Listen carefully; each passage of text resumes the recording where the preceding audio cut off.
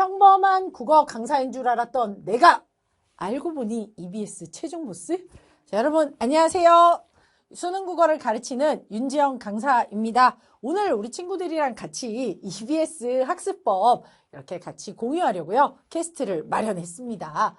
EBS 학습법 뭐가 궁금했어? 우리 친구들 선생님 게시판에 EBS 어떻게 공부하는 게 좋을까요? EBS 어떤 순서로 그리고 어느 만큼 공부하면 좋을까요? 라고 묻는 질문들이 많아가지고요. 선생님이랑 같이 그리고 선생님의 균공하다 EBS 교재와 같이 어떻게 공부하면 좋을지 하나하나 우리 친구들 많이 질문했던 걸 기본으로 해서 좀 알려드리려고 합니다. 첫 번째. 수록된 문학작품 전문을 다 봐야 할까요? 이렇게 묻는 친구들이 진짜 많더라고요.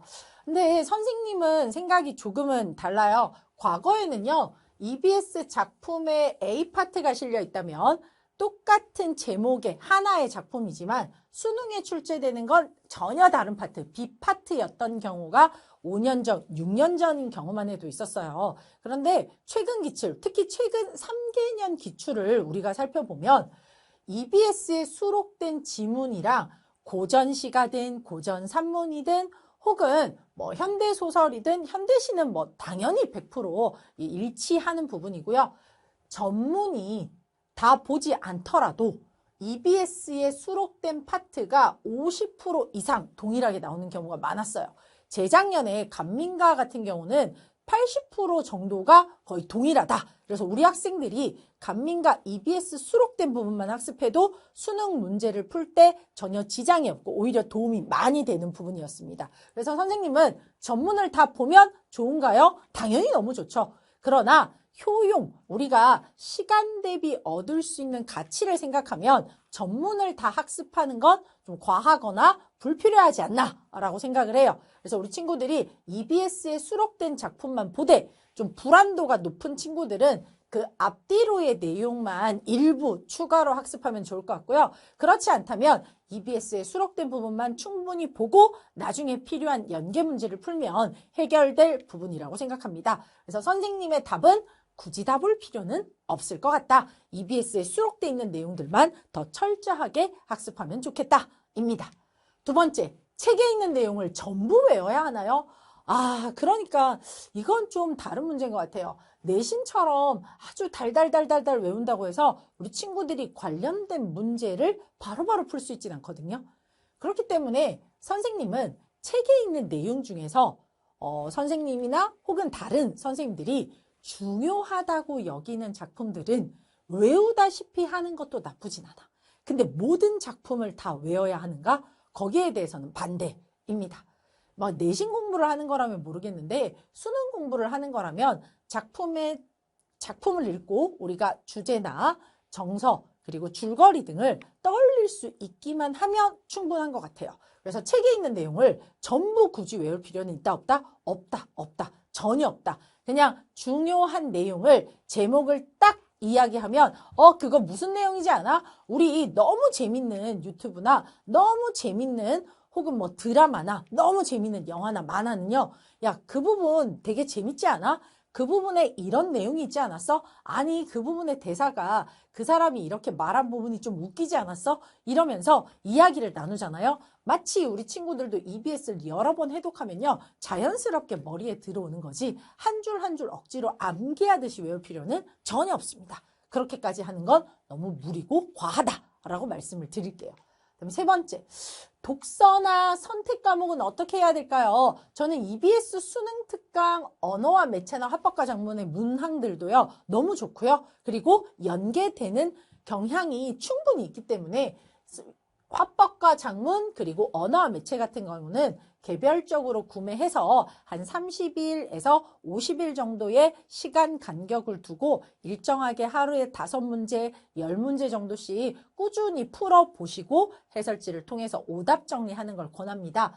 독서 같은 경우는요. 우리 친구들이 내신 교재, 내신 범위라든지 혹은 뭐 이 개별적으로 독서가 특별히 약한 친구들은 독서 학습을 하는 거는 유의미하고 좋은데 여러분들이 독서 지문의 내용을 달달달 외운다고 해서 그 부분에 대해서 연계 체감을 아주 강하게 느끼기는 어려울 거예요.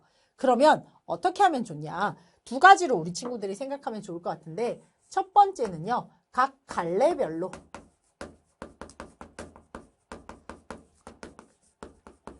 소재에 대한 학습을 해둔 건 너무 좋을 것 같아. 그래서 평가원이 좋아하고 빈출되는 학생들이 있어요. 평가원에서 자주 나오는 소재들.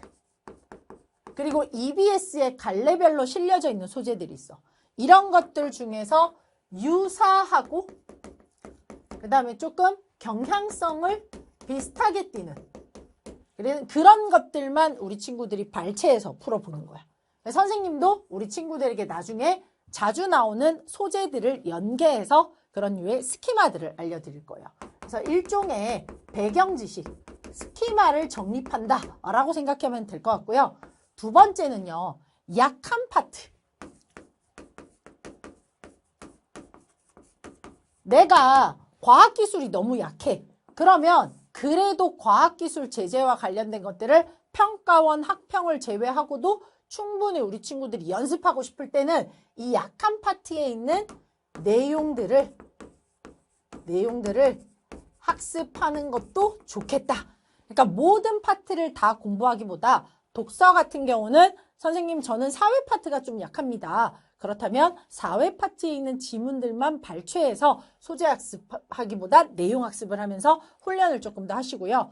그렇지 않다면 전체적으로 갈래별로 나오는 소재나 제재들 중에 그 중에서 빈출되는 소재들, 평가원에서 자주 나온 소재들을 골라서 조금 더 유사하거나 혹은 최근에 나오는 경향성이 있는 것들 중심으로 학습을 해주시면 좋을 것 같아요. 그래서 전지문을 다 학습한다. 이거는 좀 우리 친구들한테 부담스러울 것 같고요. 그 독서의 지문보다는 평가원 기출을 통해서 구조나 선지를 분석하는 게 훨씬 더 유의미할 것 같습니다. 그렇다고 하더라도 우리 친구들 중에서 자기가 약한 파트가 있거나 혹은 갈래별로 평가원 소재 중에서 좀 유사한 것들을 발췌해서 학습을 해두시면 훨씬 더 도움은 많이 될 거라고 생각합니다. 그래서 선택 과목은요. 개별적으로 구매해서 오답 정리하는 형식 그리고 매일매일 조금씩 풀어가는 형식으로 학습하면 좋을 것 같고 독서 같은 경우는 이렇게 두 가지 포인트에 초점을 둬서 우리 친구들이 공부하면 더 좋을 것 같아요. 네 번째. 문학 작품을 몇 번 회독하면 좋을까요? 이렇게 묻더라고요. 작품 회독은 어떻게 하면 좋을까요? 선생님은 이렇게 생각해요. 6월까지, 6평 전까지 천천히 EBS 문학 작품들을 파트별로 다 학습을 하세요. 그리고 6평 대비 한 3일 전, 일주일 전에 한번 전체 내용을 필기를 우리 친구들이 충분히 해두었겠죠? 따라오면서 눈으로 한번 훑으면 가볍게 작품의 주제와 그다음에 표현법 그리고 줄거리, 중심 인물관계 같은 것들을 한번 정리를 해두시면 1회독이 됩니다. 그리고 그 작품의 교재들을 그대로 가져가셔서 9평에 똑같이 필기한 거 절대 버리지 말고 없애지 말고 9평에 다시 한번 똑같이 3일 전이나 일주일 전에 한 번 더 회독을 해주세요. 그리고 나면 이제 수능 직전 한 2주 전부터는 여러분들 개별 공책이나 노트북 혹은 PDF 그러니까 뭐 아이패드나 뭐 갤럭시 탭 같은 것들을 활용해 가지고 이 탭에 여러분들이 내용을 좀 하나하나 도식화해서 정리를 해 두시는 겁니다. 그러면 수능 2주 전쯤까지 회독을 하면 우리 기본학습 한 번, 그리고 6평 전에 회독 한 번, 9평 전에 회독 한 번, 마지막 수능 직전에 여러분 중심 내용이나 줄거리들 주요 작품들 위주로 정리를 다시 한번 천천히 해두면요. 충분히 회독이 될 거예요. 그러면 우리가 작품 학습한 거 하나, 회독 3회 이렇게 해서 충분히 복습이 될 것 같습니다. 그래서 작품 회독을 한다고 해서 하나부터 10까지 다시 학습을 하는 것이 아니라 처음에 6월까지 지금 3월부터 6월까지 천천히 작품들을 학습을 한 다음에 6평전, 9평전, 수능전 이렇게 학습을 하면 좋을 것 같고요. 선생님 교재에도 우리 친구들이 6, 9 수능 때 회독하면서 복습하기 용이하도록 쌤 교재 뒤편에다가 작품별로 OX 퀴즈를 실어놨거든요. 그래서 우리 친구들 중에서 선생님 교재를 구매해서 학습하는 친구들은 항상 직전에 OX 퀴즈를 제가 회독할 수 있는 만큼 넣어놨단 말이죠. 그래서 그 OX 퀴즈를 풀면서 주요 내용이나 표현법들을 떠올려 주셔도 유의미할 것 같습니다. 마지막 변형 문제는 EBS 변형 문제는 어떻게 풀면 되고 언제부터 풀면 되나요? 마찬가지입니다. 수능 특강과 수능 완성이 다 끝나가는 7월 초쯤부터 그리고 그 이후부터 EBS 변형 문제를 풀면 우리 친구들이 EBS 학습을 체감할 수 있을 건데요. 그 전에는 EBS 수능 특강이나 수능 완성에 실린 작품들 중에 평가원 기출이나 학평 기출에 출제됐던, 이미 출제됐던 그 문제들을 이용해가지고 우리 친구들이 학습을 해주시면 좋을 것 같아요. 그러니 변형 문제라고 하지는 말고요. 이미 기존에 기출로 출제됐던 작품들 중에서 EBS 연계가 된 작품들을 우리 친구들이 푸는 게 첫 번째. 그 다음 두 번째는 수특과 수완에 나오는 작품들을 다 학습을 하고 그걸 학습한 이후에 수특 수완 학습한 이후에 우리 친구들 개별적으로 사설 모의고사를 풀면 이 사설 모의고사에서 EBS 변형을 충분히 연습할 수 있을 겁니다. 그래서 우리 학원 모의고사 같은 거 있죠. 오메가 컨텐츠나 혹은 뭐 이감 상상 바탕과 같은 여러 가지 유명한 컨텐츠들이 있죠. 이런 컨텐츠들을 통해서 그리고 선생님도 선생님이 만든 모의고사를 우리 친구들에게 제공할 거니까요. 그런 모의고사들을 통해서 이런 변형 문제를 학습해 주시면 좋을 것 같아요. 그러니 이런 류를 통해서 EBS 연계를 체감하는 훈련을 하는 것이 중요한데 그러려면 EBS 연계를 충분히 체감할 수 있도록 지금부터 변형 문제를 푸는 것보다 수특 수완을 충실하게 내용 학습을 하고 난 후에 우리 친구들이 연계 체감을 할 수 있도록 모의고사 훈련을 하면 더 좋을 것 같습니다. 그래서 그 전에는 EBS와 이미 실린 수록된 작품들 중에 기출에 나온 작품들을 위주로 학습하시고요. 모든 학습이 끝난 이후에 모의고사를 통해서 훈련하면 좋을 것 같습니다. 어때요? 우리 친구들 선생님이랑 같이 이렇게 EBS 균공하다 수능 특강 활용해서 연계 작품을 어떻게 하면 강조해서 볼지 한번 알아봤습니다. 궁금한 점들이 해소되면 너무 좋을 것 같고요. 우리 친구들에게 도움이 되도록 선생님도 EBS 균공하다 강의를 선생님 그 강좌란에 오픈했으니까 필요한 친구들은 같이 들어와서 학습하고 궁금한 점들을 나눠보면 좋을 것 같습니다.